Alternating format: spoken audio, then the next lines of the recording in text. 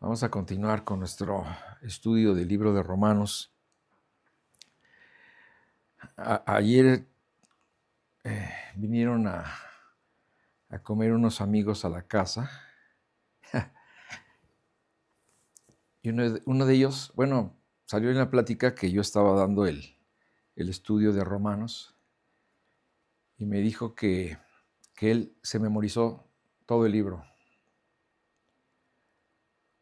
O sea, él se sabe de memoria todo el libro de Romanos.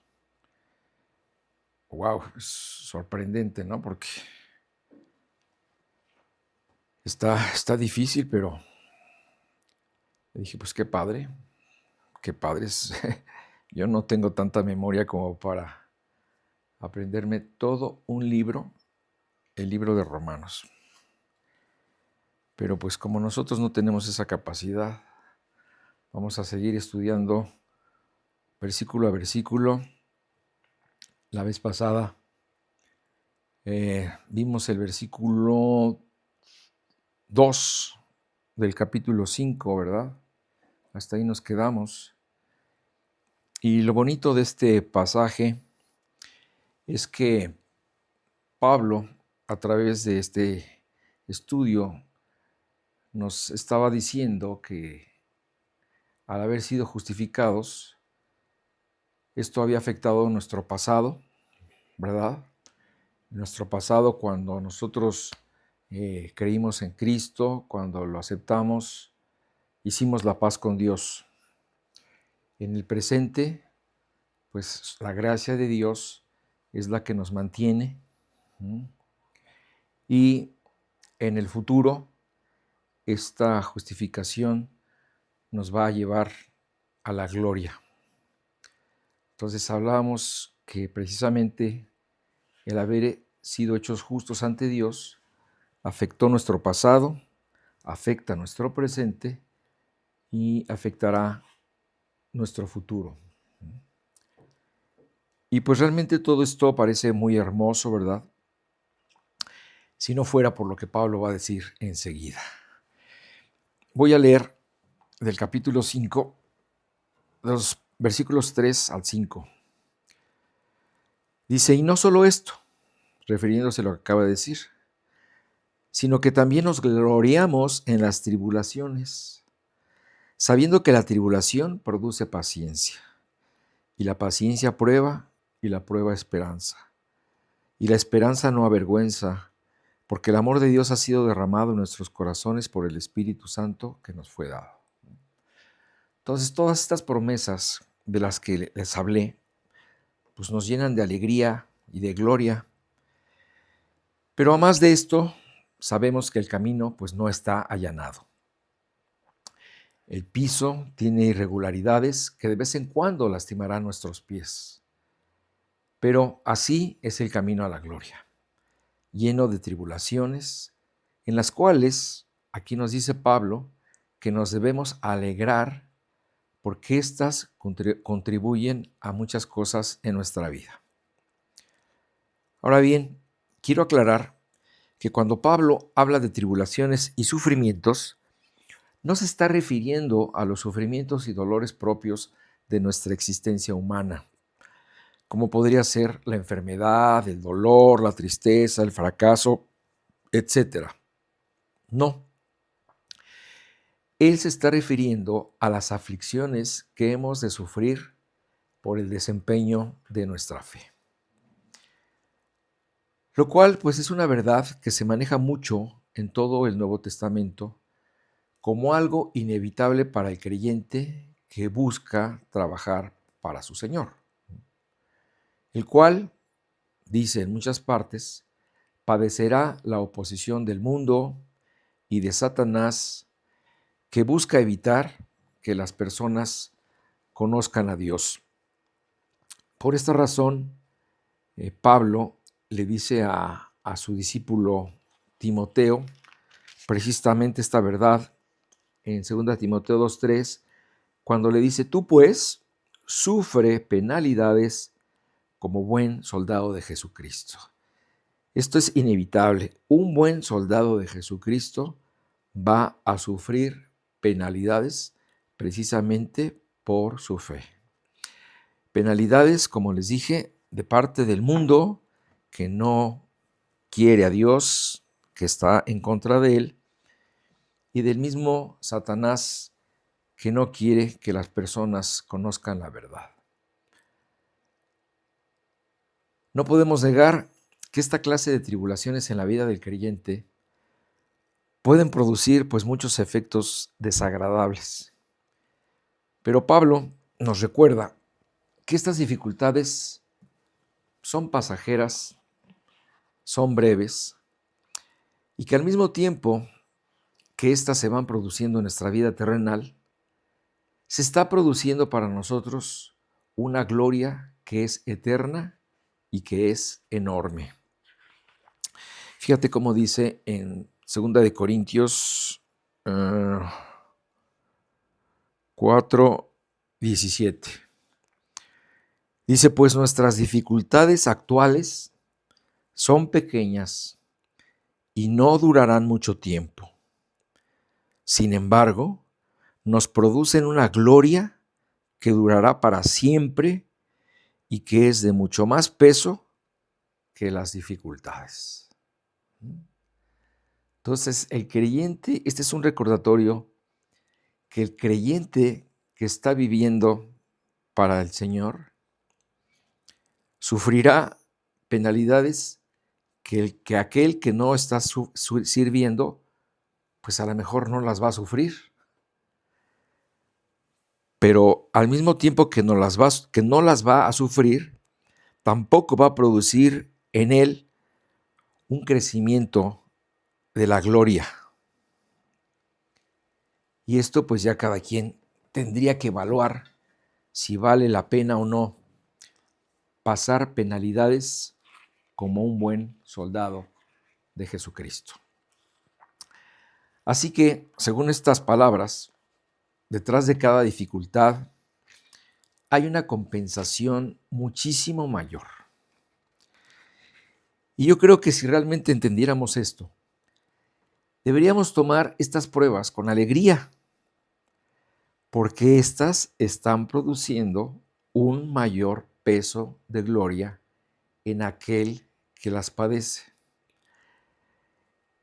El mismo versículo en la versión 60 dice,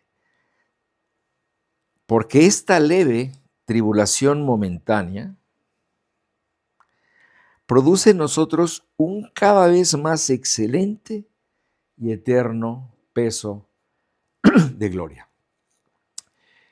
Como les decía, esta es la constante que vemos nosotros a través de la Biblia, más en el libro de Hechos, pues que es un libro histórico, el cual nos narra la experiencia de los primeros cristianos. Y en Hechos 5 se nos narra cómo los apóstoles precisamente estuvieron gozosos después de haber sido azotados por las autoridades religiosas, precisamente por proclamar y por defender su fe. Dice en Hechos 5, 40 y 41. Y convinieron con él, y llamando a los apóstoles, después de azotarlos, les intimaron que no hablasen en el nombre de Jesús y los pusieron en libertad. Y ellos salieron de la presencia del concilio, gozosos de haber sido tenidos por dignos de padecer afrenta por causa del nombre. Ellos sabían esta verdad que acabamos de ver. Yo sufro penalidades, tengo aflicciones, pero esta leve tribulación momentánea produce en nosotros un peso cada vez más grande de gloria. Esto es algo que pues tenemos que tener presentes en nuestra vida, porque yo no me imagino así cuando lleguemos a la gloria, la vamos a apreciar enormemente. ¿Te imaginas el cambio que vamos a experimentar cuando de pronto nos encontremos en el cielo? Como dirá Pablo más adelante, ¿verdad?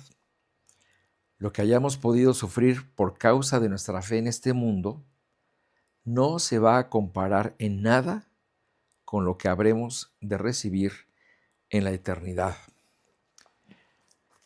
Adelantándonos un poco, yéndonos a Romanos 8, 17 y 18, Pablo dice así: y si hijos, también herederos. Es decir, si ya somos hijos de Dios, nos dice, entonces ustedes, por ende, también son herederos.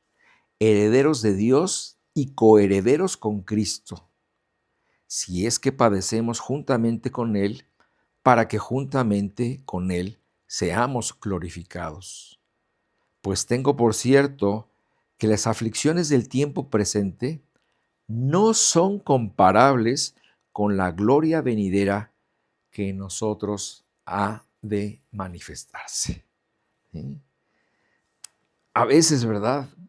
Cuando estamos en problemas y en tribulaciones, decimos cuánto va a durar esto. Pero todo lo que podamos sufrir, todo lo que podamos padecer en este mundo, no se compara en nada con lo que habremos de recibir en la eternidad. Bueno, estas tribulaciones además tienen un propósito en el creyente y por esta razón debemos tomarlas con una buena actitud. El tiempo de sufrimiento no solo pone en evidencia nuestra fe, servicio y recompensa, sino que además nos ayuda a nuestra formación y nuestra madurez espiritual, en tanto que llegamos precisamente a la gloria. Y dice Pablo, en estos versículos que leí, que el primer fruto de la tribulación es la paciencia, que la paciencia produce carácter y el carácter produce esperanza. La paciencia va un poco más allá de esa actitud resignada que deja de protestar en medio de la adversidad, sino que es la entereza de ánimo. Nos habla de una vida espiritual capaz de resistir o incluso de fortalecerse más en medio de la prueba al poner la mirada en la finalidad de la prueba. Algo que desde luego pues solamente Dios es capaz de producir.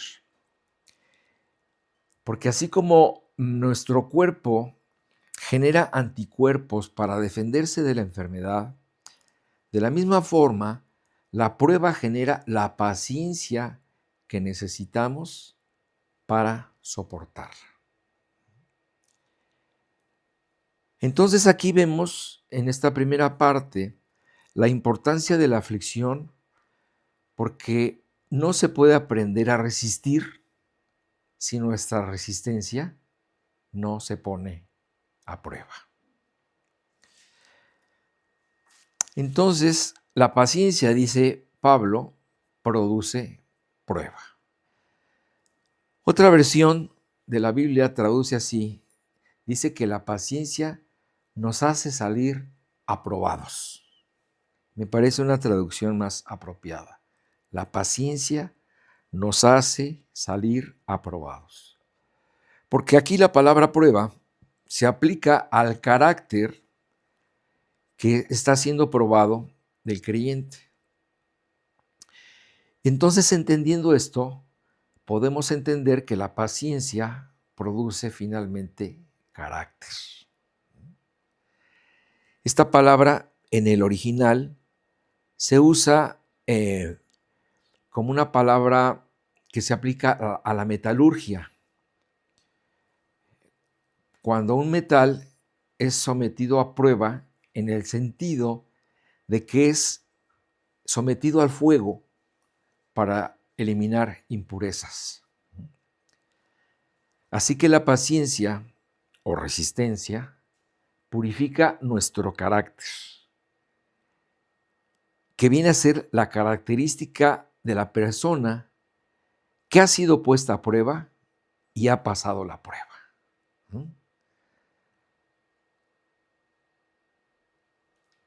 Lo repito, así que la paciencia o la resistencia purifica nuestro carácter. Y este carácter, ¿verdad?, se nota en las personas que desde luego han sido sometidas a una prueba, pero que han pasado esa prueba. Entonces, si nuestra actitud es la correcta ante esta prueba, ante estos problemas, aflicciones o sufrimientos, el resultado final será una esperanza fortalecida. Algo completamente contrario a lo que pasa frecuentemente cuando alguien en un problema, en lugar de resistir, en lugar de que su carácter sea fortalecido, se deprime, se desespera y ¿qué pasa? Termina perdiendo hasta la esperanza. Si el creyente toma las cosas bien,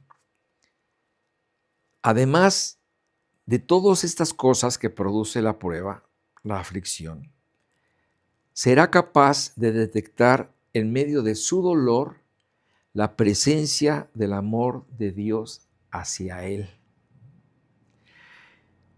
Y entonces va a crecer su confianza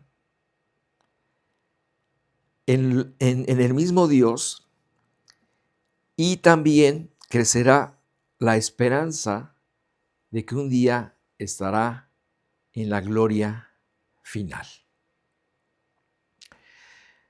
Una esperanza, asegura Pablo, que a nadie, te aseguro, va a desilusionar, ¿verdad?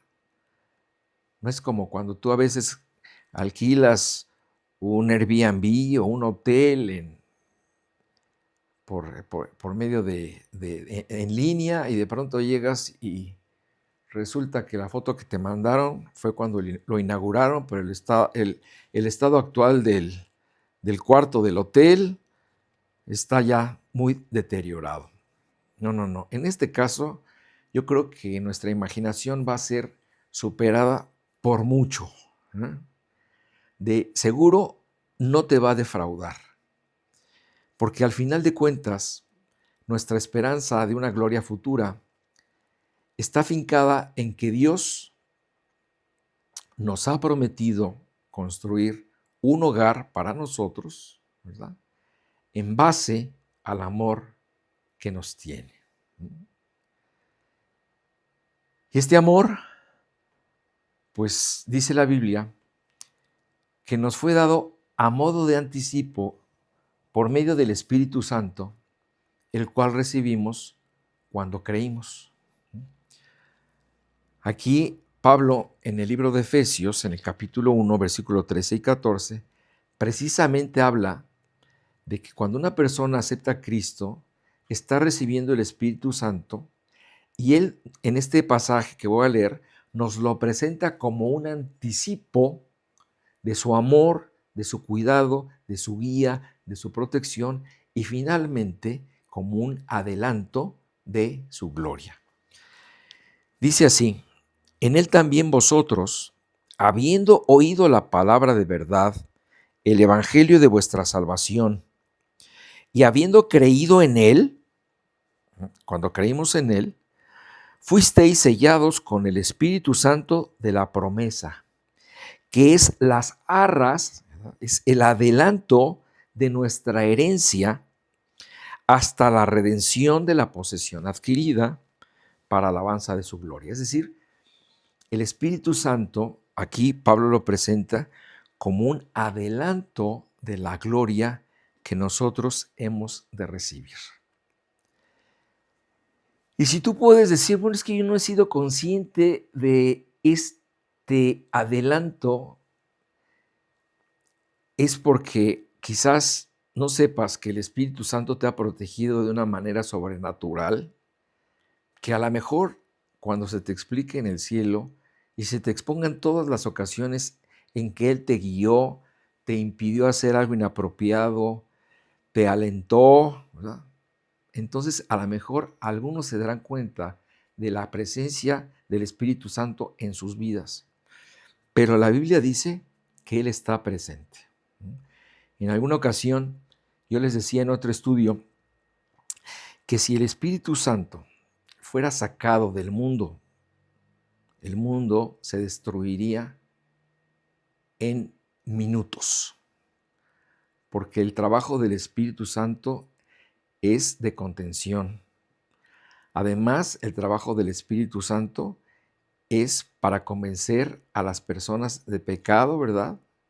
Y para que ellos puedan creer en Dios. Entonces, aunque para algunos el trabajo del Espíritu Santo pueda parecer nulo o indetectable, absolutamente no es así. Precisamente el trabajo del Espíritu Santo, o uno de los trabajos del Espíritu Santo, es derramar su amor hacia nosotros. El amor de Dios a nosotros. Y a veces cuando nosotros somos conscientes de ese amor, nosotros podemos o debemos darle el crédito al Espíritu Santo que nos hace conscientes de él.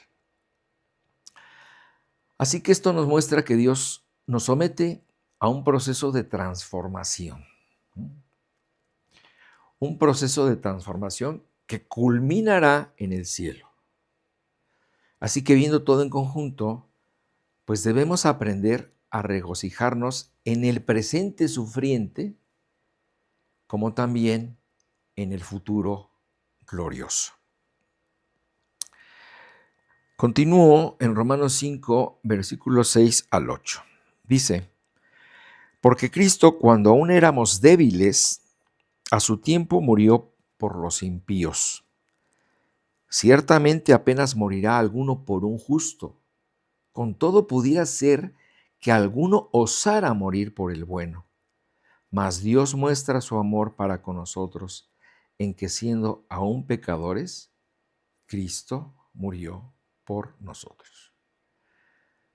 En estos versículos, a los sufrimientos de los que habló Pablo, se nos vincula un ingrediente más, que es la muerte de Cristo. Nos dice, Cristo murió por nosotros cuando éramos débiles, es decir, cuando éramos incapaces de salvarnos por nosotros mismos. Precisamente por nuestra incapacidad de salvarnos por nosotros mismos y por nuestra condición de impíos, esto es, rebeldes, también porque éramos pecadores y enemigos de Dios, estas eran las circunstancias. Aún con estas agravantes en nuestras vidas, dice aquí Pablo, Cristo murió por nosotros.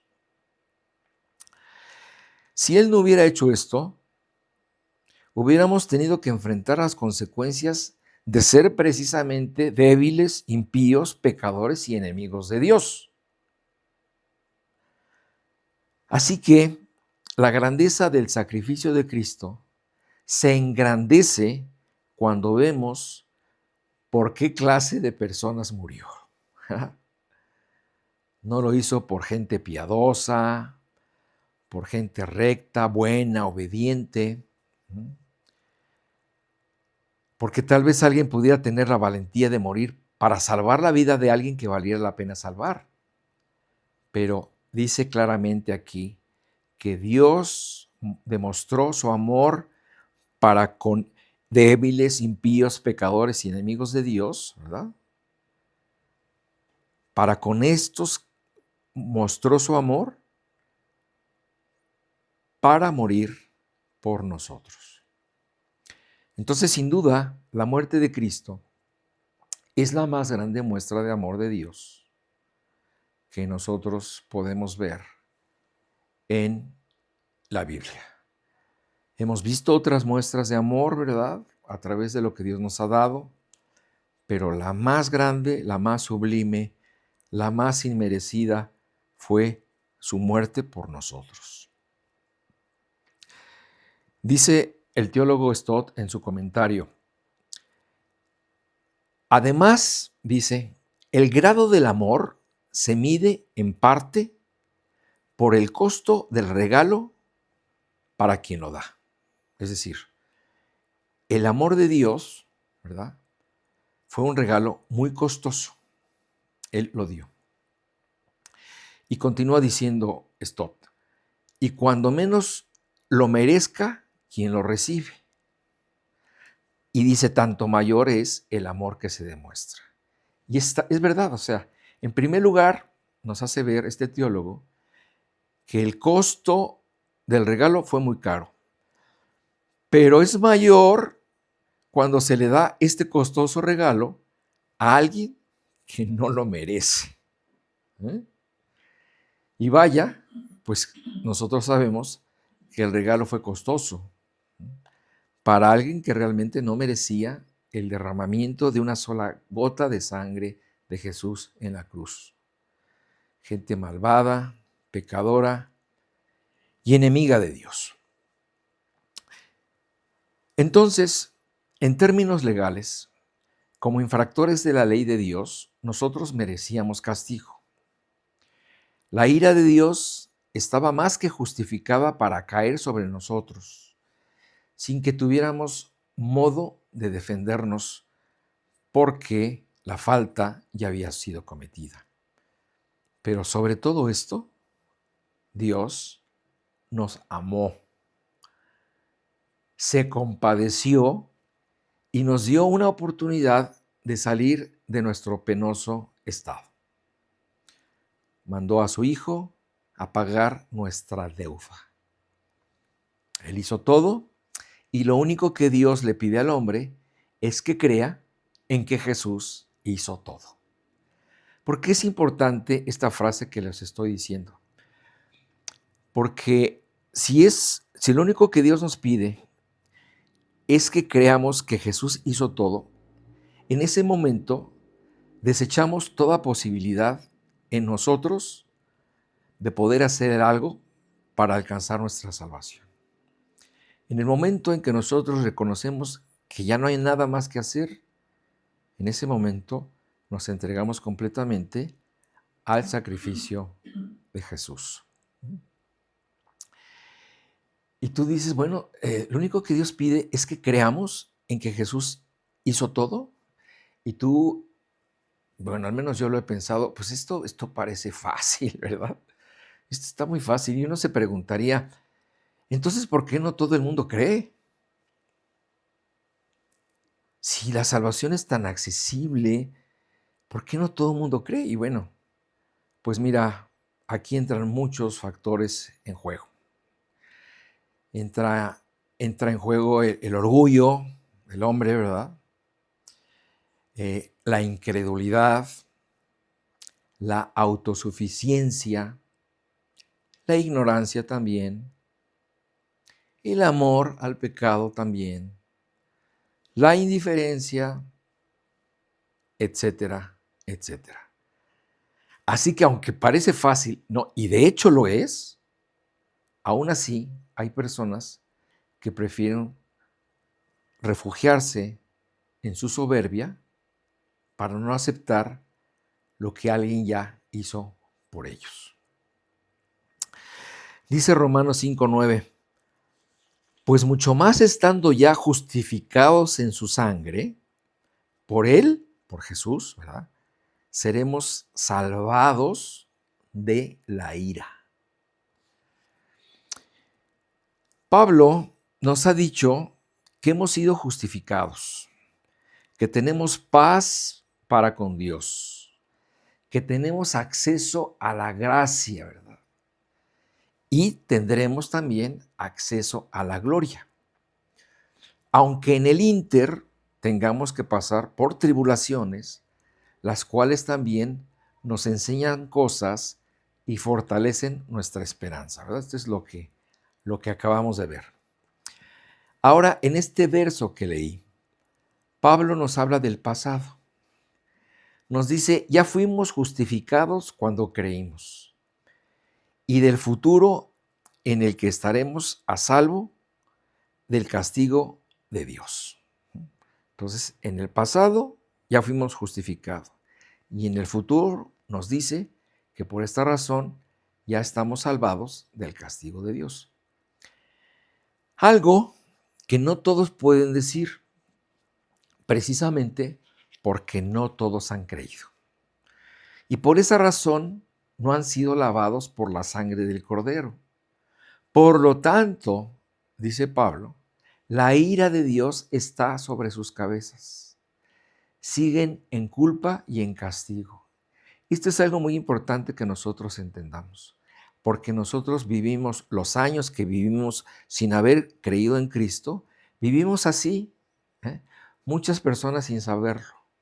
Sobre nuestras cabezas estaba la ira de Dios, ¿verdad? Estábamos en culpa y estábamos en proceso de ser castigados. Esto parece terrible, pero así es. La ira de Dios estaba sobre nosotros. Cuando creímos, salimos de la ira de Dios. Pero los que no han creído siguen con la ira de Dios sobre sus cabezas, en culpa y en espera de castigo. Esto lo vimos en Romanos 2, 6, 8, del 6 al 8, y valdría la pena recordarlo, porque dice, el cual pagará a cada uno conforme a sus obras. Vida eterna a los que perseverando en bien hacer buscan gloria y honra e inmortalidad, pero ira y enojo a los que son contenciosos y no obedecen a la verdad. Está hablando de la verdad del Evangelio, ¿verdad? Sino que obedecen a la injusticia. Entonces, esta es una forma más de apreciar la salvación, al darnos cuenta de que prácticamente el hacha estaba puesta sobre nuestra nuca, ¿verdad? Y de pronto fue retirada para que siguiéramos viviendo. Dice en Romanos 5:10, porque si siendo enemigos, fíjate, así éramos enemigos, pues si siendo enemigos fuimos reconciliados con Dios por la muerte de su Hijo, mucho más estando reconciliados, seremos salvos por su vida. Entonces aquí nos habla de dos condiciones distintas. Cuando nosotros éramos enemigos de Dios, Él nos reconcilió por medio de Jesús. Ahora que estamos ya reconciliados, con mayor razón, la ira ya no está sobre nuestras cabezas. Fabuloso, ¿verdad? Esta es la posición del creyente comparada con el incrédulo, que son diametralmente opuestas. Mientras sobre uno pesa la ira de Dios, que ha de manifestarse en el momento de su juicio, la de los creyentes es que fuimos reconciliados con Dios por la muerte de su Hijo. Y esto en automático, ¿verdad? Nos quitó el hacha, nos quitó la ira, nos quitó la culpa, nos quitó el castigo y nos quitó la posibilidad de ser juzgados. Es cierto que en algún momento, pues siendo enemigos de Dios, pues encontramos a Dios mismo, ¿verdad? Ese fue el día que nos rendimos a Él, reconocimos su señorío y aceptamos su salvación. Fue en ese momento cuando nuestra posición cambió totalmente. Dejamos de ser enemigos para ser hijos de Dios. Dejamos de tener sobre nuestra cabeza la ira de Dios para tener salvación. Porque como leí, estando reconciliados, seremos salvos o estaremos salvados. ¿Por nosotros? No, dice por su vida. O sea, todos estos beneficios de los que acabo de hablar fueron resultados de su vida dada por nosotros, no por otra cosa. Solo su vida fue la que nos salvó. Fíjate cómo dice Pablo en Colosenses 1, del 19 al 22, esta preciosa verdad. Dice, por cuanto agradó al Padre que en Él habitase toda plenitud, en Jesús, ¿verdad? y por medio de él, por medio de Jesús, reconciliar consigo todas las cosas, así las que están en la tierra como las que están en los cielos, haciendo la paz con el hombre, mediante la sangre de su cruz. Y a vosotros también, que erais en otro tiempo extranjeros y enemigos en vuestra mente, así nos veía Dios, extranjeros y enemigos de Dios, haciendo malas obras, ahora os ha reconciliado en su cuerpo de carne por medio de la muerte, para presentaros santos y sin mancha e irreprensibles delante de él. Cuando nosotros hubiéramos podido hacernos santos, sin manchas e irreprensibles delante de Dios, pues jamás de los jamases hubiéramos podido hacer esto. Solamente en Cristo nosotros podemos hacer esto. Gracias a Jesús nosotros somos así. Nunca hubiéramos podido lograrlo por nosotros mismos. Dice el siguiente versículo, el versículo 11. Y no solo esto, sino que también nos gloriamos en Dios por el Señor nuestro Jesucristo, por quien hemos recibido ahora la reconciliación. Ahora, nos dice Pablo, solo nos resta gloriarnos, ¿verdad? Realmente estar agradecidos, gozosos y alegres de que esto ha pasado, de que esta situación en la que estábamos, a través de Jesús nos puso en una situación completamente opuesta y completamente diferente. Entonces, ahora solamente nos resta gloriarnos, vivir en el gozo presente que produce en nosotros saber cuál es nuestra nueva posición frente a Dios. Porque si antes fuimos unos enemigos extranjeros, injustos y lo que ya hemos dicho, ¿cómo no nos salvará Dios ahora que somos sus amigos reconciliados? Ya no hay rencor, ya hay reconciliación. Entonces estamos del otro lado. Estamos absolutamente del otro lado. Como les dije, no por nuestro mérito, sino por el mérito de aquel que tuvo misericordia de nosotros, nos buscó y nos dio la salvación que consiguió para nosotros en la cruz. ¿Ok? Este es el motivo por el cual estas verdades deben estar presentes en nosotros y por eso, ¿verdad? Nosotros tenemos que gloriarnos en Dios por el Señor nuestro Jesucristo. ¿Ok? Entonces, mira, a lo largo de este estudio hemos visto, bueno, desde el principio, la presencia universal del pecado en el hombre, ¿te acuerdas? También hemos visto sus consecuencias fatales. Y sobre todo, lo que Dios tuvo que hacer para ponerle remedio a los daños que éste había podido causar. El pecado, ¿verdad? Solucionado por Cristo en la cruz, a través de la gracia de Dios y disponible para judíos y no judíos por medio de la fe, como lo hizo Abraham. Entonces, aquí en este brevísimo resumen es lo que hemos visto hasta ahorita.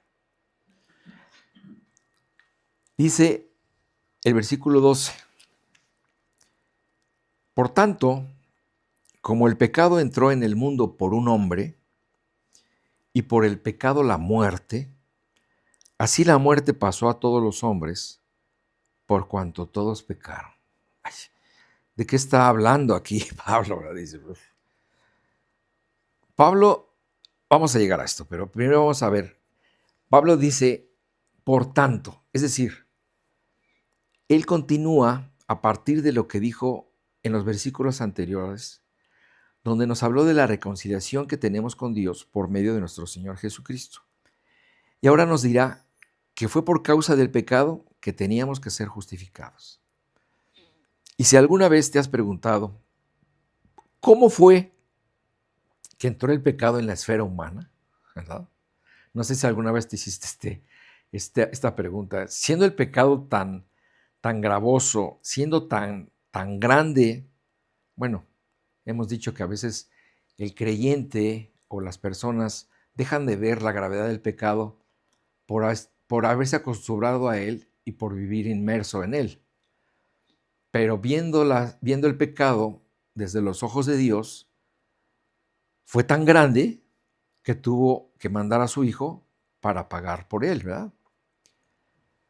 Entonces, el hecho de que nosotros veamos esto con los ojos de Dios nos hace ver su gravedad.